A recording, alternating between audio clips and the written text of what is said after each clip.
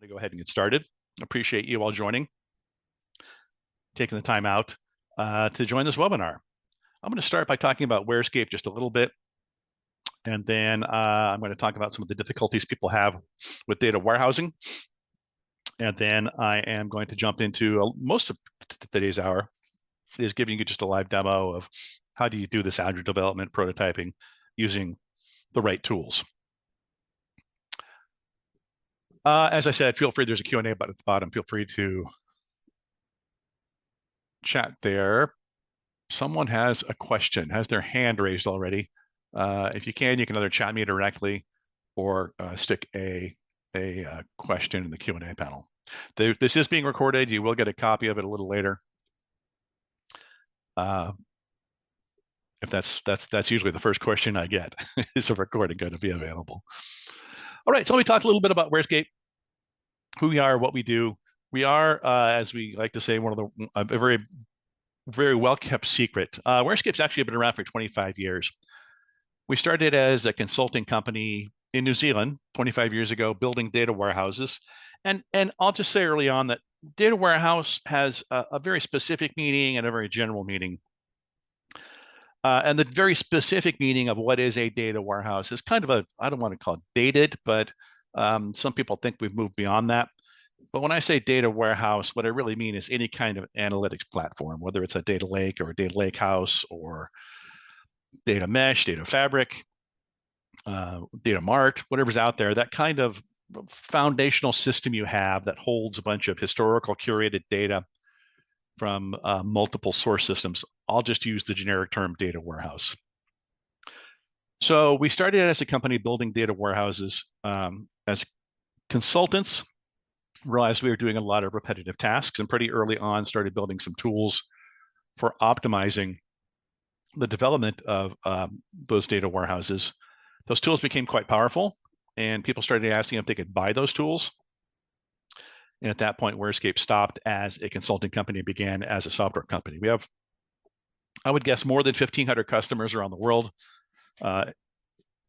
everywhere you can imagine, just about, and pretty much every industry as well. We're not tied to any particular industry, whether it is banking or finance or NGO or higher education or nonprofits, manufacturing, whatever it is. We have pretty much every industry covered. We are what we call platform and architecture agnostic. There are a lot of ways of architecting your data warehouse. We don't force any particular model upon you.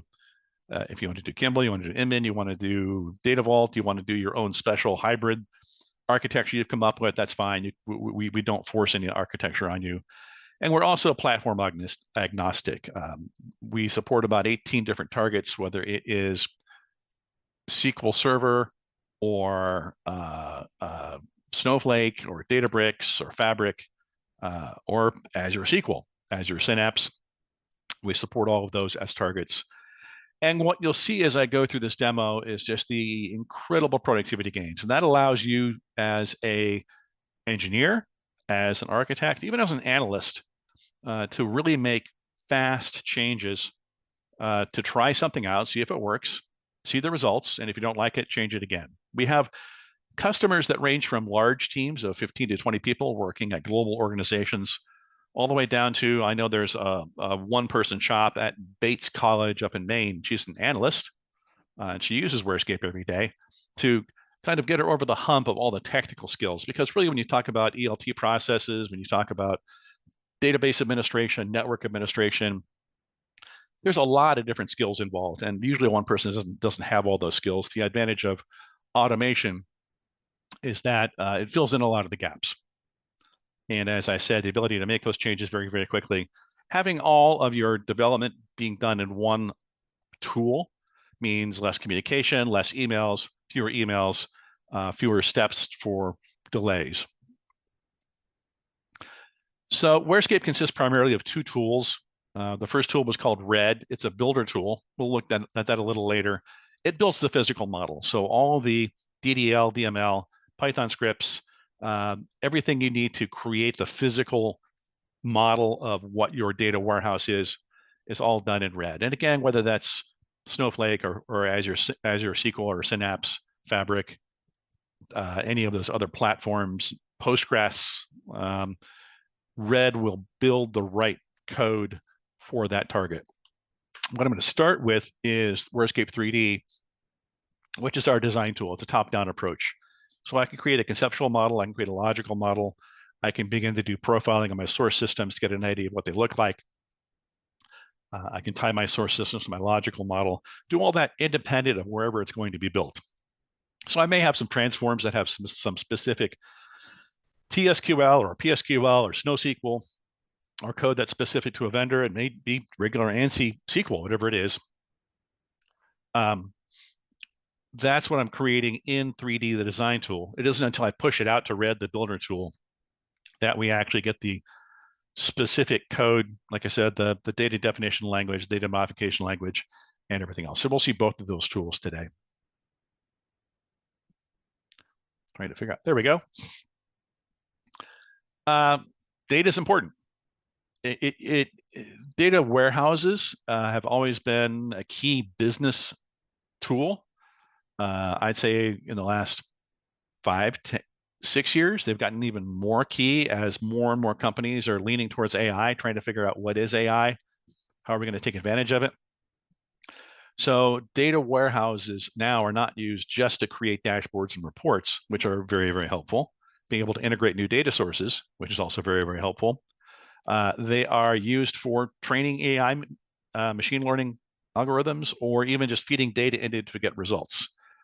Data warehouses are fantastic repositories of, like I said, curated historic data from multiple sources. That's just the exact kind of information and data that feeds perfectly into AI and machine learning. It does get more complicated as more and more sources become available, more and more technologies are needed as you move to the cloud. Maybe it's, you don't have additional technical resources, but you have different types of resources that you need. Like I said, automation takes care of a lot of those. So what is data automation? Using technology, using metadata, using templates, using intelligence built into our tools, we can automate and execute a lot of repetitive pattern-based tasks. And you'll see that as they go along. I can work at a pretty high abstract level and then let WhereScape fill in all the details. But automation is a broad term. There's lots of automation. I always use the example of my motorcycle. The very first motorcycle I had, the cruise control was a throttle lock. That's certainly a level of automation. It takes some of the manual processing away from me and puts it in the machine. But it's pretty primitive. It's, you know, whether I'm going uphill or downhill, I've still got the same amount of gas pumping into it. So that's a level of automation. Another one would be cruise control that was out 15, 20 years ago, where cars maintain a specific speed. That's better automation. But now we have adaptive cruise control. So I can set my cruise control in my car and keep an even space between me and the car in front of me. That's another level of automation. And you'll see that when we talk about automation, it could be as simple as a throttle lock. It could be as complex as adaptive cruise control. And I think WhereScape is much, much closer to the latter than the former. That being said, I'm going to jump right in. I'm going to remind you at the beginning, you can certainly go to wherescape.com, check us out. You can email us at communications@wherescape.com. I'm just quickly checking for if there's any QA or any questions people have. Otherwise, we'll just jump right in, and I'll start talking about prototyping and agile development in Azure SQL. So I like to start by talking about what it is we're building, and then I'll jump into how do we build it. So this diagram shows off our builder tool. I mentioned the one that creates the physical model. What is it building? Well, over here on the far left, we've got data sources. Data sources could be other databases, ODBC connections, could be REST APIs, JSON files, Avro files, Parquet files, CSVs, Excel spreadsheets, scripts that output text. There's pretty much any data source you can pull from, usually from multiple data sources. Over here on the far right, we've got the analysts using their tools. Tableau, Power BI, Looker. I would throw AI in there now as well. Maybe you're exposing your data warehouse through REST APIs, whatever it is. These are people who are consuming the data that is being curated and collated and collected by the whole data warehouse process. So everything in between, from loading data all the way to creating this gold layer, end user layer, semantic layer, presentation layer, all that is being done in what we call a target. So all that is being done in today's examples in Azure SQL. That's what we're building. That's the physical model we're building. We're building ELT scripts that get data out of a data source, land it in Synapse in an unaltered form, allow you to create, if you want to, this silver layer, we call it silver layer in the medallion architecture, of a permanent repository of data, and then doing more transforms and building a presentation layer on top of that. Now, again, I mentioned we're architecture agnostic. You can build something much simpler. I can go straight from load tables to stage tables all the way to star schemas. Whatever architecture you choose, it's the database engine itself that's performing all the data. We don't download data. We don't modify data. When we get RFIs and requests for a proposal and requests for information, and there's a big security section, very easy for us to fill out. We don't look at the data.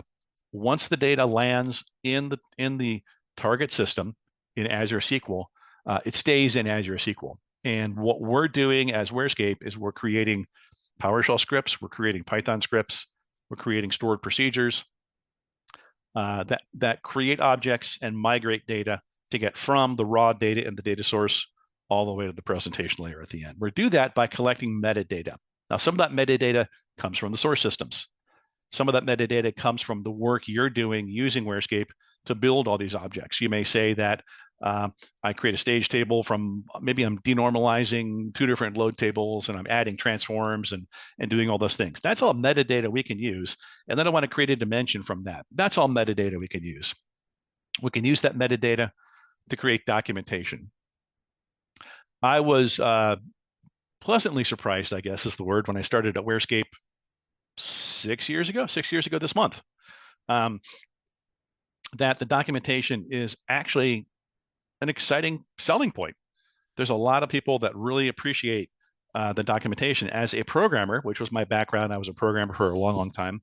I'm one of those guys that started programming when he was 13 years old and took a bunch of math classes and end user and stuff. That was, someone else's issue. My job was just to write code.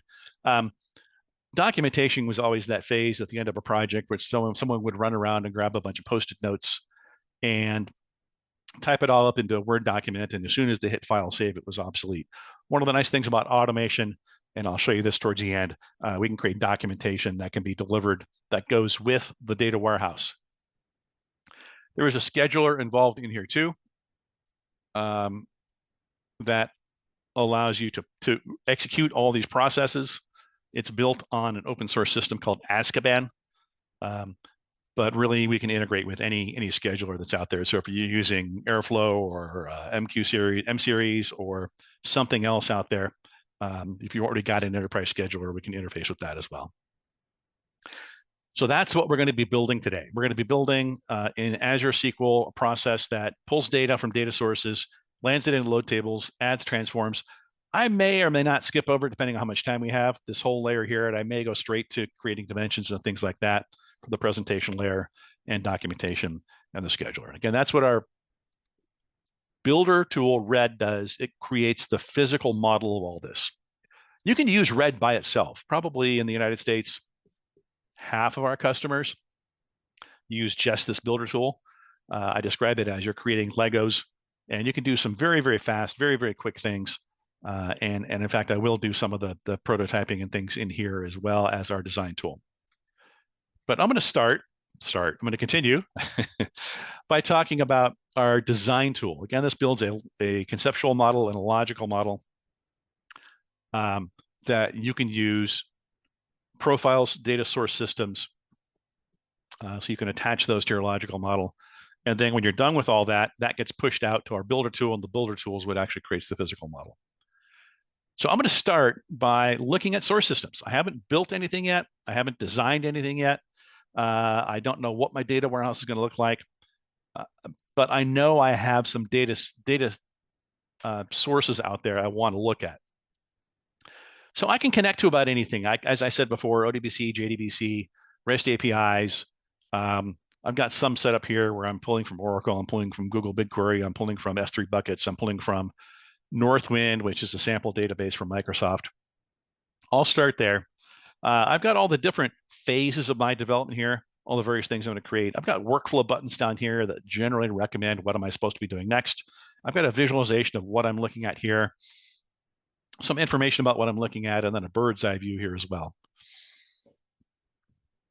So if I start by looking at my connection, and my connection is real straightforward. If I look at the properties, it's just an ODBC connection going to, I've already set that up, to a Northwind database. That's all it is. But if I have that highlighted and it says discover connection, there's two things I can do. One's called discovery, one's called profiling. So I'm going to discover my source system. There is a model called Northwind that I've already created, and I need a version here. I will call this webinar. That's my version name I'm going to be using today. I happen to know that in my database, I don't care about looking at views and system tables. And I also happen to know there is a table called sys that I don't want to look at. Again, what I'm doing now is I'm looking at the structure of my source system. This is an ODBC connection, but it could be JSON files. Obviously, the interface will be different. REST APIs, things like that. Did I type that wrong? Nope, I did. Let me get rid of that one. That's include. Oh, I see. Let me get rid of that and say exclude. That's what I wanted. The joys of a live demo. I'm trying to talk and work at the same time, and sometimes I can do that. Okay, so I'm going to ignore views and system tables. I'm going to include every table, and I'm going to exclude that one table that starts with sys. This is called discovery. There's full discovery, partial discovery. It's a small enough system. I'll do a full discovery. The other part of this is profiling. I'll explain what that is in just a minute, the difference between discovery and profiling. But this gives me a view of my source system. And here we go. What does my source system look like? Well, it looks like an ERD. There's a couple other tables there I created in addition to the Northwind database, but this is what it looks like. I've got my tables. I've got relationships because in SQL Server, I've got the foreign keys and primary keys.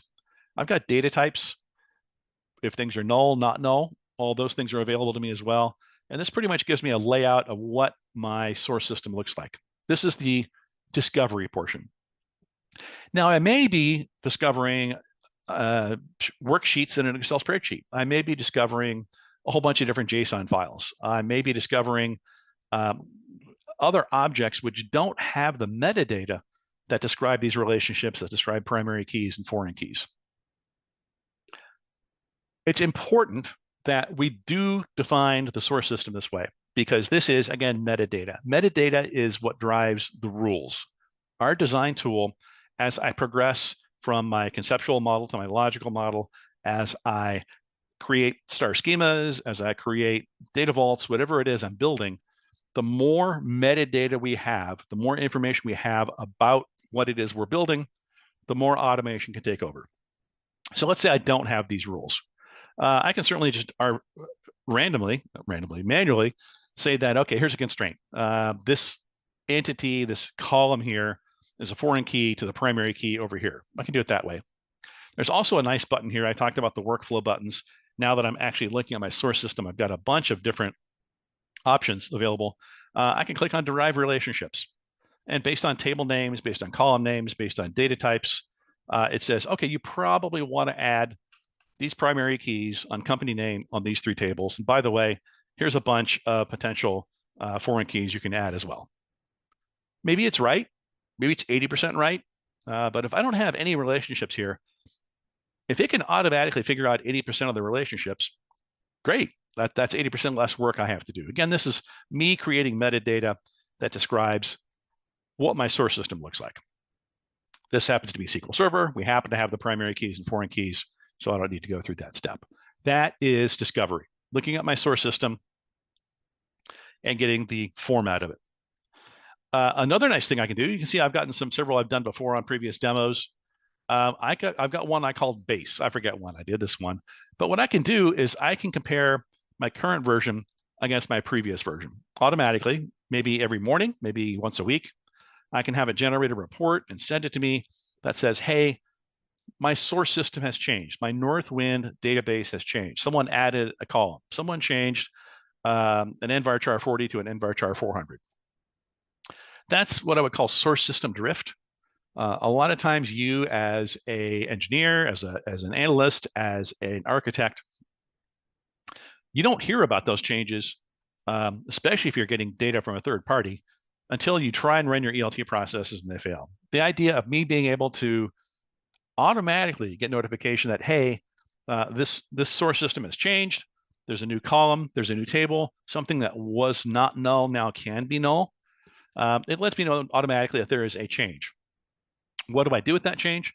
I've got the ability to do what are called track forward diagrams, where I can say, show me everywhere downstream where this table or this column is used in my entire data warehouse. I still have to tell WhereScape what to do with it.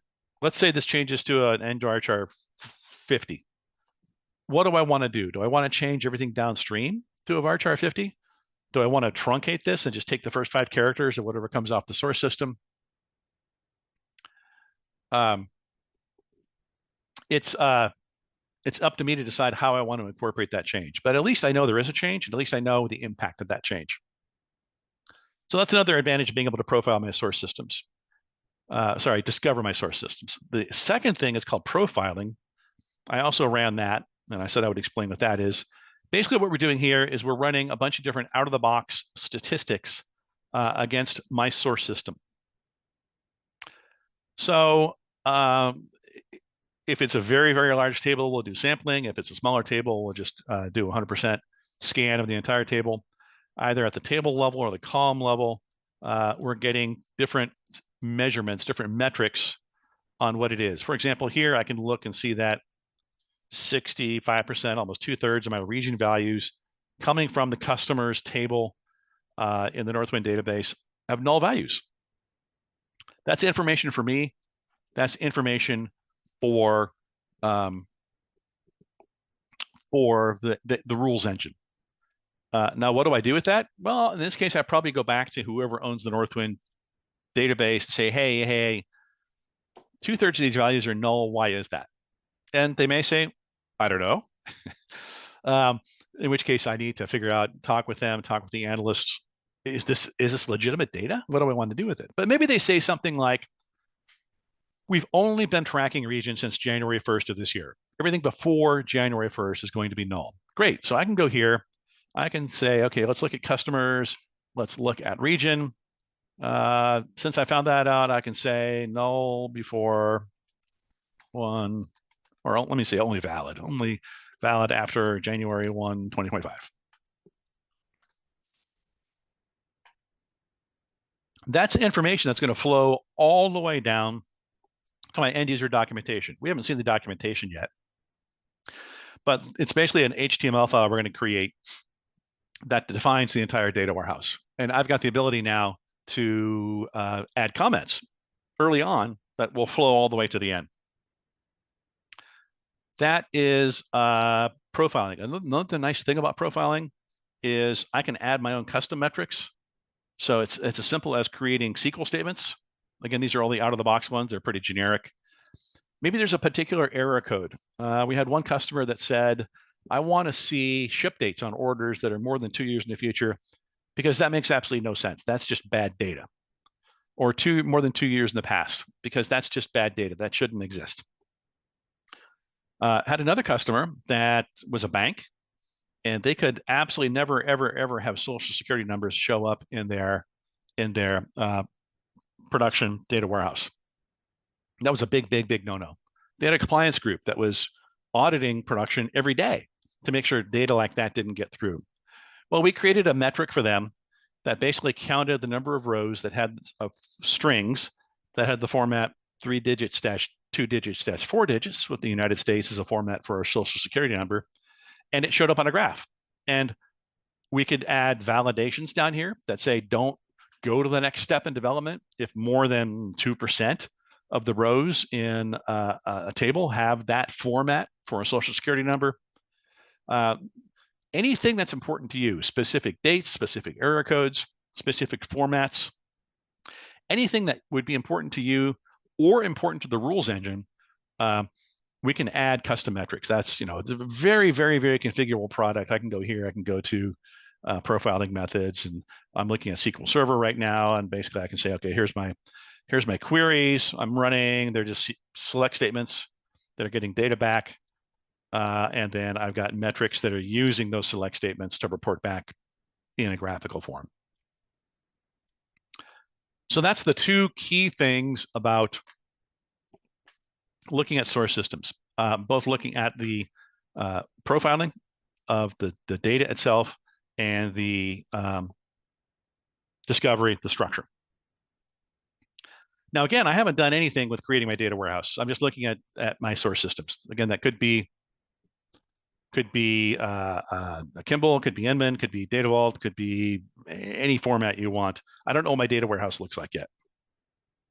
So I'm done profiling my source systems to get an idea of what does my raw data look like. Maybe there's a new source system that's been added and someone said, hey, can you quickly create a star schema that shows off that new data just so I can combine it with another star schema and incorporate that data into my dashboards and reports. Perfect example of agile development, prototyping. I want to quickly create a star schema from this source system, and I want to use that data to get it available. If you go back to this diagram, we so far only have looked at the data source. I need to create a load table. I need to create a stage table. I can skip over this whole middle part and go straight to creating a dimension or fact tables or a star schema. Perfect example of doing that. All right, so what do I need to do? I can go here and say, okay, here's my star schema. I've got a category called demo. I'm going to add a version that I'm going to call webinar.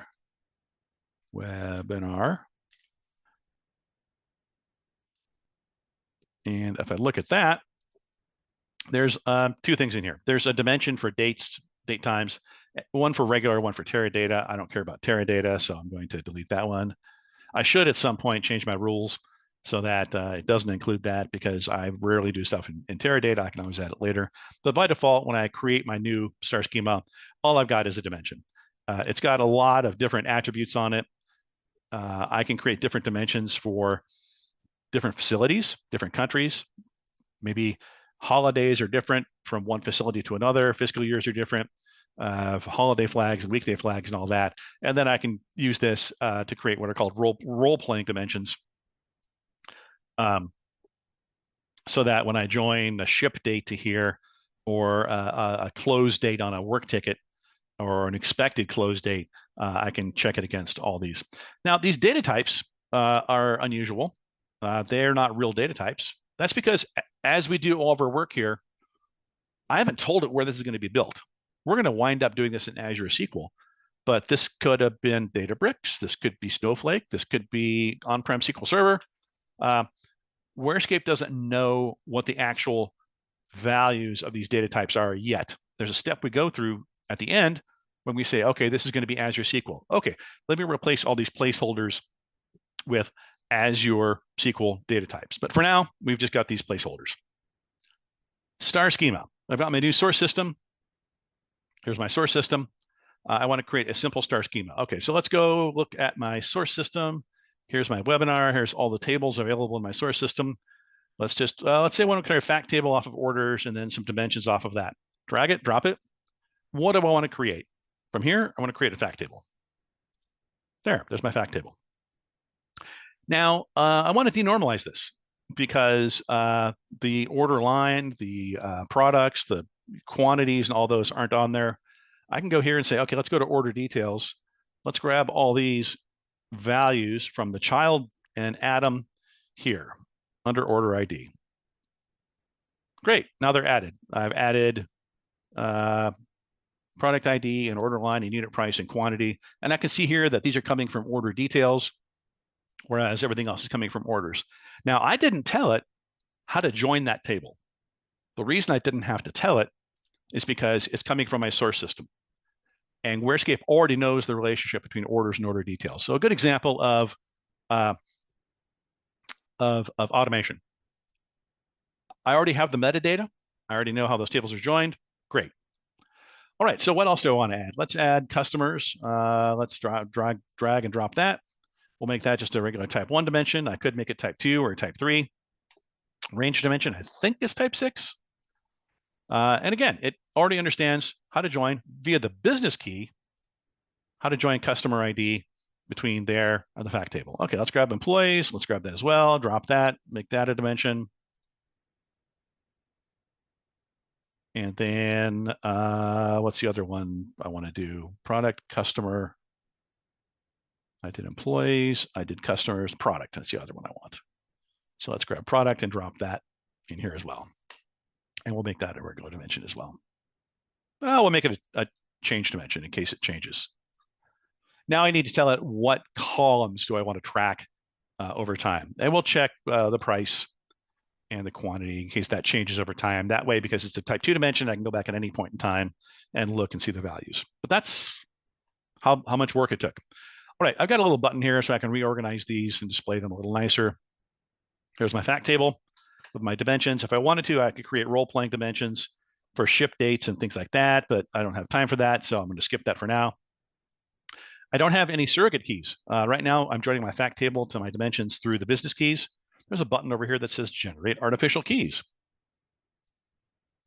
Rules run.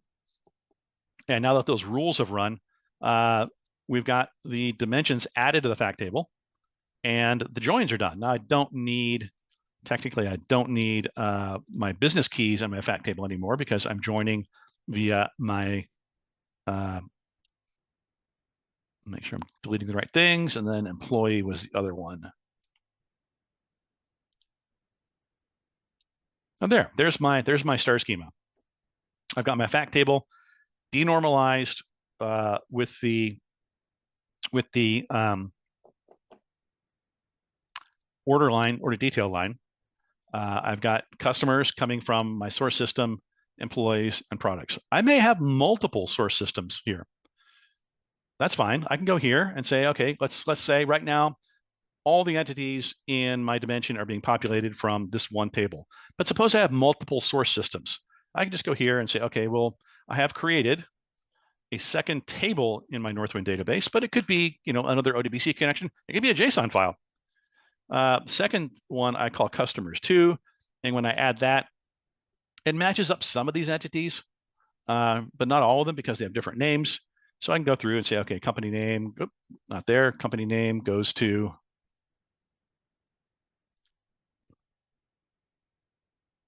company name, customer ID goes to customer ID, and I can do this on and on and on and on and on. Contact title goes to contact title. So this is how I would join source systems that the names don't match up. Now, if there were some pattern-based, consistent way of making these connections, I'm doing this manually right now. If there were a pattern-based way of doing that, maybe there's strong naming conventions. If there were, I could create a rule that does that and add a button down here that says apply rule to this object. Now you notice my source columns has changed from where it's coming from to 2. 2 just means I have 2 different sources populating my dimension. And again, that in this case, it's both coming from the Northwind database, but it could be 2 very disparate source systems. So I've created my star schema. I've defined where my data is coming from. I'm going to go through here and just because I haven't tested this and I never like to do things without testing them, I'm going to drop that, my second source, and we're going back to loading everything from single sources. All right, I've got my star schema created from my source system. Well, if we go back to look here, I've created this. What I need to do is create my load and stage tables that are going to get data out of my source system, land it in a load table, which is a one-to-one copy of my source system. Add stage tables because maybe I want to add transforms. Maybe I want to convert stuff to uppercase. Maybe I want to break apart something that's a long string into shorter strings, whatever it is. I do that by creating load and stage tables. So here's my load and stage tables. I will create a version here called webinar. This could be a sprint number. It could be my initials, whatever it is. It's alphanumeric. These are load and stage rules for Data Vault, which I'll show in a second. But I want to use the star schema ones instead. There are different rules. I go next. And this is all stuff that I could be doing manually. It's just following rules. But the idea is it just ran through that very, very fast. And now I've got my model here, all my load and stage tables.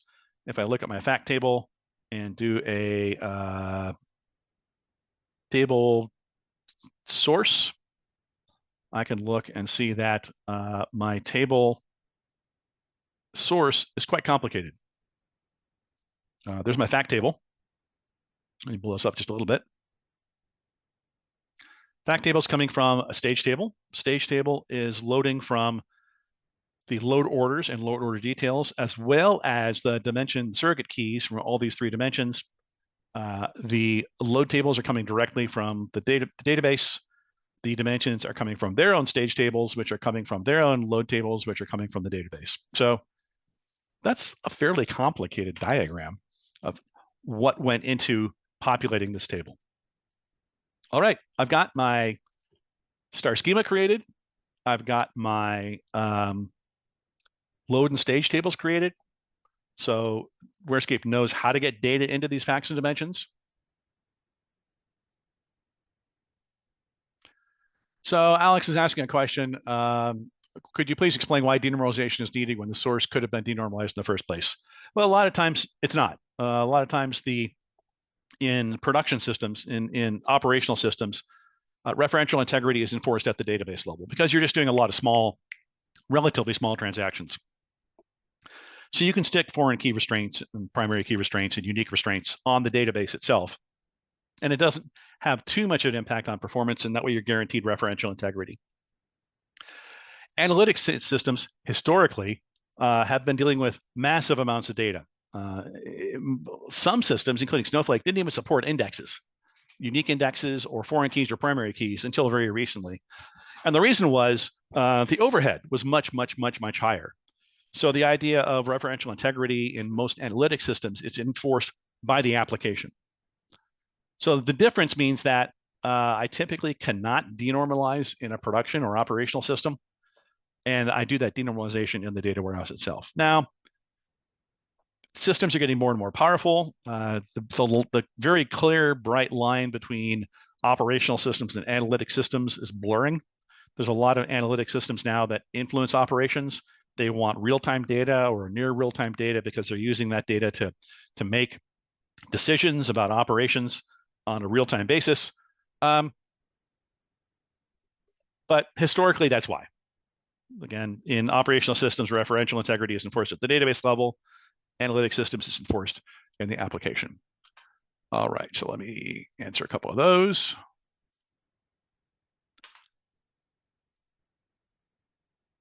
The system can tell how big each table is. You could avoid creating Cartesian joins by using the keys wrong. I haven't done that, but I could probably come up with a rule. Again, these excuse me, what I call workflow buttons.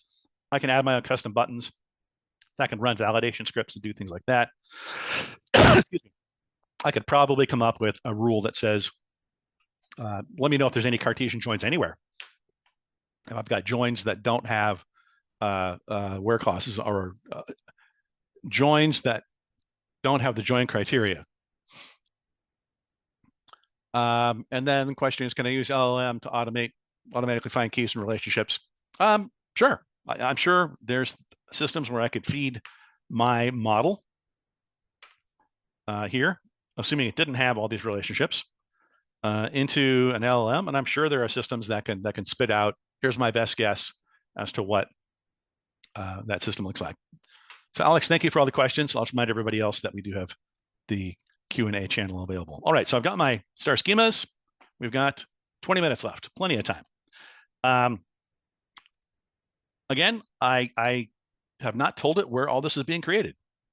It knows how everything's linked together, but it doesn't know where it knows the data is coming from SQL Server, but it doesn't know where I want to build this. And that's our next step. Again, the workflow button, now that I've gotten my load and stage tables created, says prepare for RED. We're going to do an export into RED, which is our builder tool. And here's where I tell it, finally, what are we going to do? And I'm going to just select SQL Server because that's how I can do Azure SQL. If it were Fabric, it'd be different. If it were, do I have Snowflake in here? Yeah, Snowflake's in here. Databricks isn't. I would need to add that one. There's what we call enablement packs that define all these sets, mostly the data transform rules. But I'm telling it, okay, we're going to use SQL Server as our target. Okay, here's some rules I need to run. Where do I want to put everything? I'll say that all the load tables, I have a schema called load. All my stage tables, I have a schema called stage.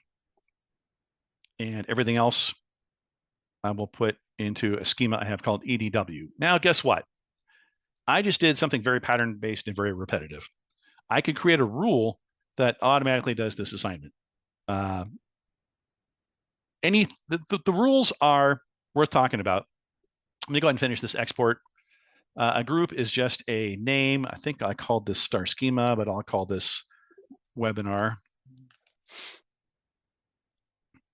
I don't have to import all the objects, but I will, because this is the first time I'm deploying this. Maybe I'm working on something that already exists and I just added another dimension.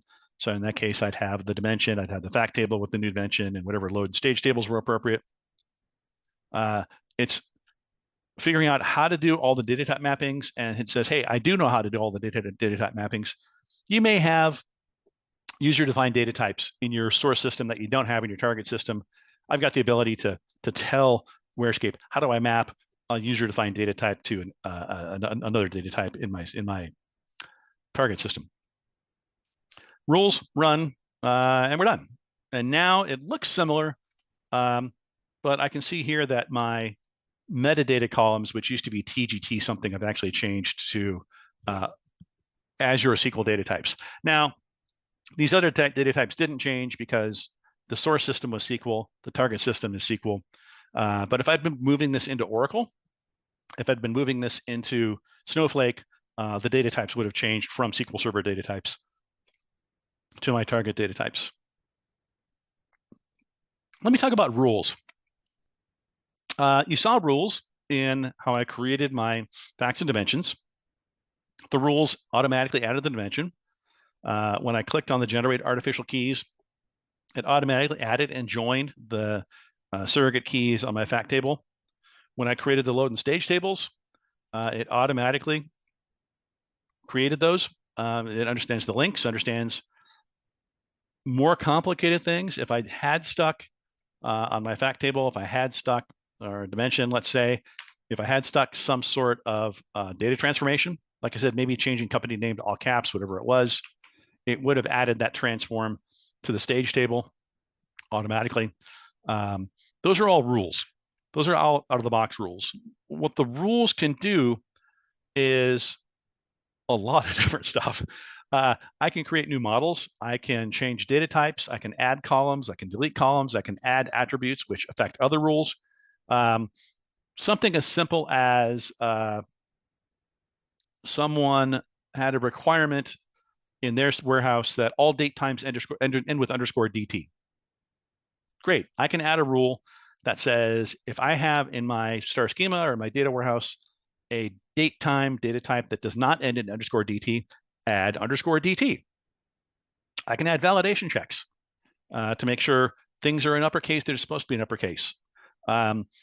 Data types are the right size. I could change all my varchar 50s to varchar 500s. The rules are very, very flexible in what I can do with them. And that's where the power of this tool is. I don't have to go through these manual repetitive steps. I didn't have to tell it how to get data out of the database. I didn't have to tell it how to add transforms. I just tell it what the transform is. All right, so we've got everywhere to a load table. We've got 14 minutes left. I'm going to export this to RED. This doesn't take too long. We'll give it a name. I tell it where I want to put this. The metadata repository is a Postgres database. Here's how I connect to it. And that looks okay. It's checking to see what's already out there. And it looks like it's going to possibly update all my load tables and stage tables and dimensions. It's okay, because I actually ran this not too long ago. I'm going to not generate the Python code just for the sake of time. That can take a few minutes. And I'm not going to generate action scripts for the objects either. That can take a few minutes. But here we go. Everything looks normal. Again, I'm doing this pattern-based repetitive thing. I can create a rule that does this. The whole idea being the more automation takes over, the fewer keystrokes, the fewer clicks, the fewer mistakes. And the fewer mistakes I make, the faster I can get something into production. So it's creating all the tables. Technically, what it's doing in the case of load and stage tables, since by default it's configurable, but by default those are flush and fill. We'll truncate these every time and then reload them. The load tables and the stage tables, the dimensions and fact tables have historic data. So what we can typically do is drop and recreate load and stage tables. If you looked at it very carefully, you would have seen that there were the facts and dimensions were being altered, not deleted. All right, there it is. If I go now to RED and refresh this, here's my new star schema I just created. Here's all my load tables. Here's all my stage tables. Here's my dimensions. I did not create the scripts that populate these, but I could have added a checkbox. Again, that would add a couple minutes. If I had done that, I can build one to show you what it looks like.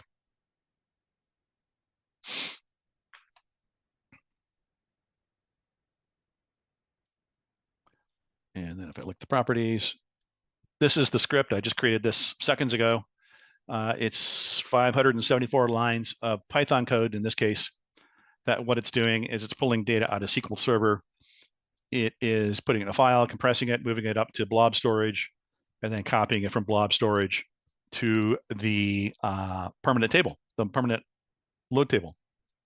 Nice. I didn't have to write this. I didn't have to understand if it was more complicated. For example, coming from a JSON file, how do I parse the JSON file? If it's a REST API, how do I make the HTTP call? If I'm coming from Oracle, how do I convert Oracle data types to Azure SQL data types? All that's available. Rajastad, will this be distributed as a replayable recording? Absolutely. It may take a little later in the day. It takes a while to create the videos and stuff, but definitely we'll send it out to everyone, not just everyone who attends, but also everyone who is registered. And feel free to distribute it. Feel free to reach out to me. My email address is, I'll stick it in chat.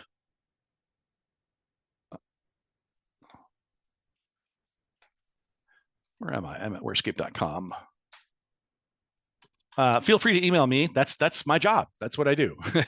I do this kind of webinar and presentation for small groups, for large groups. If you want to see a more personalized demo that meets your particular needs, feel free to reach out to me. You can go to wherescape.com as well if you can't remember my name. And I believe there's a request a demo or contact us button. I forget which is on the homepage. All right, so I've got my load tables, I've got my stage tables. I could create all these scripts and run them and populate data. And when I was done, we would have facts and dimensions and data, but we're a little short on time. But I will show you though, is I can go here on my project that I deployed and say, let's build a job that populates all this. So how often do I want to run this job? And when do I want to run it? What degree of parallelism do I want? What do I want to do if this succeeds or if this fails? So I want to send an email or put a message out in Teams or something. And then these are all the tasks involved in populating the star schema. The 1010s are run in parallel, followed by the 1020s, the 1030s, the 1040, the 1050, the 1060. And again, I've got to get the load tables done before the stage tables, before the dimensions. I've got to get the load tables for the order and order details merged in the stage table, and then I populate the fact table from that stage table. Great, there's my job. Again, I don't have the scripts built, so I can't run this. it would probably take a few minutes to run as well. But once I've done that, I can now go to SSMS. These tables exist. So I can go in here and write my own SQL statements that query the data. I can go to Power BI and connect to this, and I've got facts and dimensions and data and everything there. You are welcome, Alex. Documentation, I'll mention that. If I go to here and say create documentation, I mentioned the documentation is a nice handy feature. Here's where I want to create it. It's created as a series of HTML files. This one's fairly small. Once I display it, so I can move this directory to anywhere on a shared system, and anyone who's got access to it can now look and see, here's all my facts and dimensions that I just created. I didn't type in any documentation, but if I did, it would show up here. Oh, there's the only valid after January 1st, 2025. That's the thing I typed in all the way at the beginning on my source system. If it belongs to a fact table, if I look at the fact table, I can see it belongs to a star schema, just joined to these dimensions. So all this is created automatically. This is what we call end user documentation. There's a glossary here. If I look here, I can see all the fields in my data warehouse. Some of these, like on the fact orders table, has comments already that came from the extended attributes within SQL Server. If I didn't have these, I could certainly type them in or have someone else type them in. If they were in some other format, I could write a script. We've done that, written scripts that added all the comments from a CSV because they were able to export it. I haven't mentioned, but when I create my models in my builder tool, I can import from Irwin, ER Studio. I can import from Purview. I can import from Colibra. There's a lot of different ways I can get all this data into my model. Now, as a bonus, so that's essentially what I wanted to show you. I went from, in probably half an hour, created a star schema with documentation. If I needed to change this, let's say someone wanted to, I'm talking with the analyst who's using Tableau, and they said, hey, what would really help is if you added a row on the fact table that had a calculated column. Okay, let me just show you how I can do that. Right now, everything exists is out there. If I say add column, I will call it line value. Call it that, and it is the total value of order line. We will make it a money. We have to tell it how to populate that. It's not going to come from any table or any source, but we're going to say that it is coming from our source table, load order details, and it is order line, not order line, quantity times unit price. And if you notice, another example, I didn't do, except for that little space times space, I didn't do any typing there. So I've added that column. Right now, it only exists in the metadata, but it added it down here. I can drag it and drop it and move it up. If I don't like it there, I can put it order line, order date, line value. I'll put it below there. I probably should have included discount on there as well, but I didn't. Right now, it only exists in the metadata. I've got things I can run that say, hey, validate against the database, and it'll actually run this against the stage orders table and say that I added a column. Great. I can go here, since this is a stage table, since this is a work table, I can just say drop it and recreate it. I'll need to recreate my update procedure from the load tables because I added a column. So rebuild that. I'll tell it what the business key is. I haven't done that yet. That's going to be order ID and order line. It's a composite key. At that point, I would add it to my fact table. I can browse my data warehouse.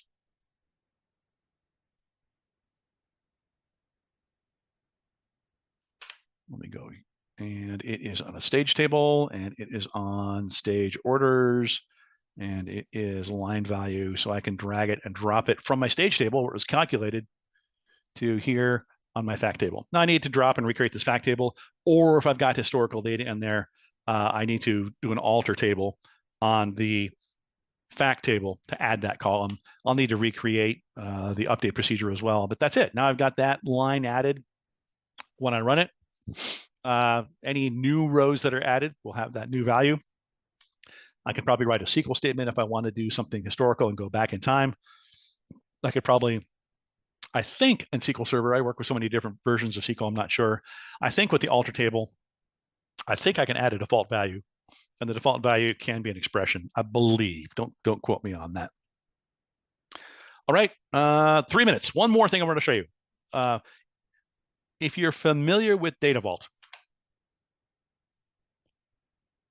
let me show you the power of these rules. I can go here. I created a star schema because that's what most people are familiar with. Not everyone's familiar with Data Vault, but I'm going to create a Data Vault design. And I'm going to call it webinar. And I'm going to say next. And right now, my design is entirely empty. So I'm going to do what you shouldn't do with Data Vault. Never, ever do this. I'm going to do what's called source system modeling. I'm going to take all these objects in my, I thought I hit shift. Source system, this is bad practice. I'll warn you about that, but I'm just doing it for expediency. This is now what my Data Vault design looks like. This is the logical model. I can assign attribute types. Attribute types are properties of the attributes, mostly primary keys and foreign keys. Now that I've got all those defined, I can go in here, I can change them. Let's say here, if company name and contact title are changing all the time, I can change them from low volatility to high volatility. I've added these 3 custom flags at the end. I don't have any rules that say what to do with those, but you can create rules that say, how do I handle PII? Do I want to mask something?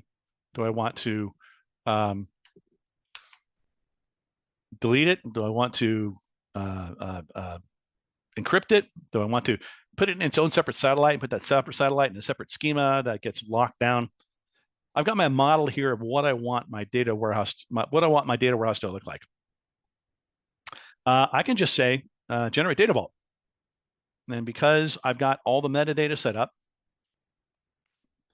if you're familiar with Data Vault, naming conventions, more naming conventions, rules that are going to run, rules that are running, get a lot of rules. These are all out-of-the-box rules. Now I've got my raw vault. If you're familiar with Data Vault, all my hub satellites and links.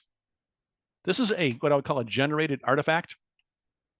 If I don't like this for some reason, maybe I want to break a source system into multiple satellites. Maybe I have a misidentified something. This is a generated artifact. What I really would do is go back to here and work at this level. Change my rules, change my names, change my properties, whatever it is, and regenerate this from here. It's a matter of creating load and stage tables like I did with the star schema, pushing that out to RED. RED builds all of the facts and all of the hub satellites and links along with all the load and stage tables. I can create a business vault, create pits and bridges. I can create views on top of that, which emulate facts and dimensions. This is a much nicer way of working at this level, defining my logical model of my reporting system, defining all the source systems that are feeding into it, and then WhereScape will automatically generate all this stuff. All right, that takes us to the top of the hour. That takes us to exactly the top of the hour. I'll be glad to stick around for a couple of minutes if you have any questions. I went through stuff really fast because there's a lot to show. But ultimately, what we did was we created a star schema. And we created a star schema that's documented, that if I had the time to generate and run all the scripts would have data in it that didn't exist an hour ago. If I was sitting with a data analyst, we even added a calculated column because of their comments. If they want to transform added to make something uppercase, lowercase, if they want to change something from a type 1 dimension to a type 2 dimension, that's all the stuff I can do on the fly. They can use their tools they're familiar with, Tableau, Power BI, Looker, whatever it is, and give me immediate feedback. The idea of Agile, there's a report that came out in 2001 called the Agile Manifesto. there's like 12 principles, and 3 of those principles have to do with getting a product in front of the end user. That's important. Delivering code is important, much more so than delivering specifications or requirements or things like that, because ultimately, a lot of times what happens is you go to an analyst, you go to a business leader and say, what do you want in your analytic system? Their response is going to be everything, or their response is going to be, I don't know, what have you got? So the idea is I can build these star schemas out. I can make changes to them slowly if I need to. I can add more and more and more. I can produce these things very quickly, get immediate feedback, make quick modifications, and deliver ultimately a working, documented product at the very end.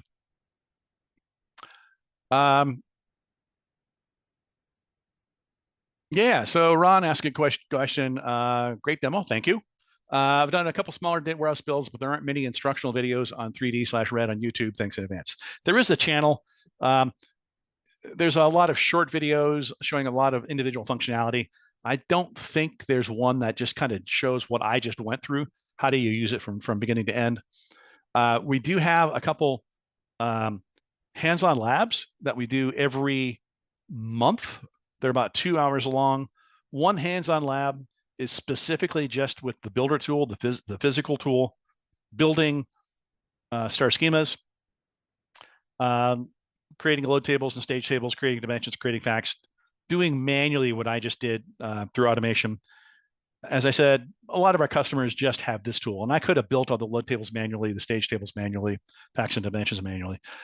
There's a second hands-on lab we have, which is more specific to Data Vault. We're coming up with a star schema-based design lab, but right now the one we have is primarily focused on Data Vault.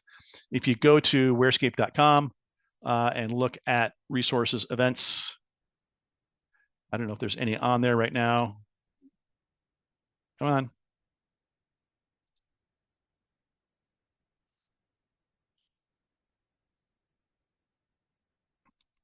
Events.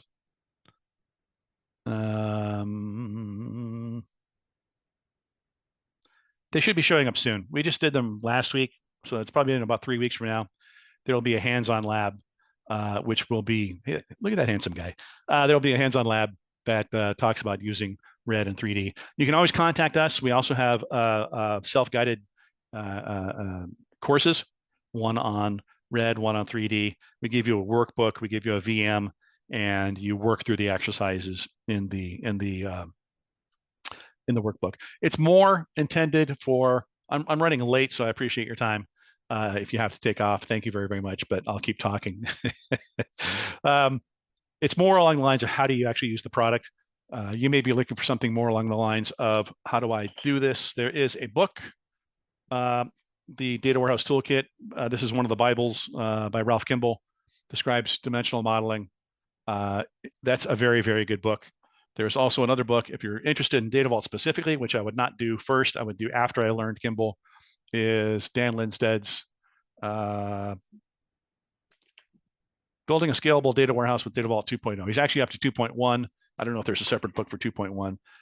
You can also, this week right now, there's a 5-day course going on certification for Data Vault. So I would look at that.